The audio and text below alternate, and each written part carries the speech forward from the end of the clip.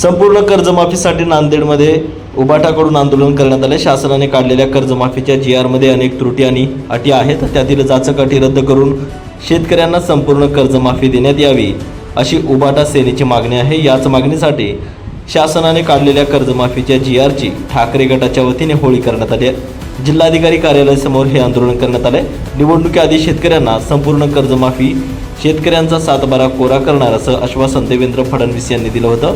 परंतु आता शासनाने काढलेल्या कर्जमाफीचा GR हा फसवा आहे। शेतकऱ्यांना संपूर्ण कर्जमाफी मिळणार नाही तोपर्यंत शेतकऱ्यांच्या हितासाठी आंदोलन करणार असा इशारा उबाटा सेनेने दिलेला आहे।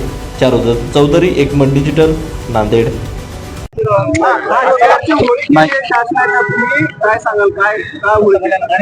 पुण्यशोक अहिल्यादेवी होळकर शेतकरी कर्जमुक्ती योजना 2026 ही योजना शासनानं जाहीर करून 2 जून 2026 ला एक GR काढलेला आहे।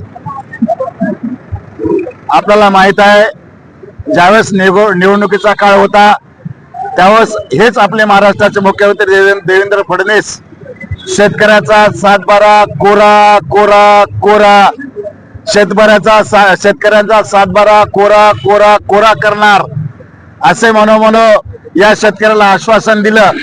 आज सर्व शेतकरी आज धरून होते की महाराष्ट्राच्या मुख्यमंत्र्यांना, या भाजप सरकारने आश्वासन दिलं होतं की आमचा पूर्ण 7/12 कोरा करणार आणि आमच्यावर असलेलं पूर्ण कर्ज माफ करणार असं शेतकऱ्याला वाटलं होतं।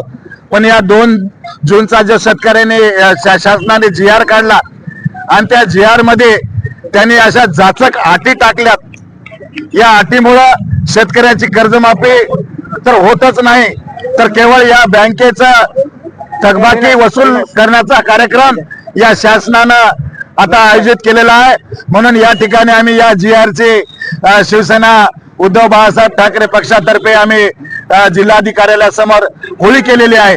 आणि कुठल्याही परिस्थितीमध्ये जोपर्यंत सरसगट कर्ज माफ होणार नाही आणि शेतकऱ्यांचा 7/12 कोरा होणार नाही तोपर्यंत उद्धवजीचे आम्हाला आदेश, सक्त आदेश आहेत, तोपर्यंत आम्ही आंदोलन करत राहणार आणि कुठल्याही परिस्थितीमध्ये शेतकऱ्याचा 7/12 कोरा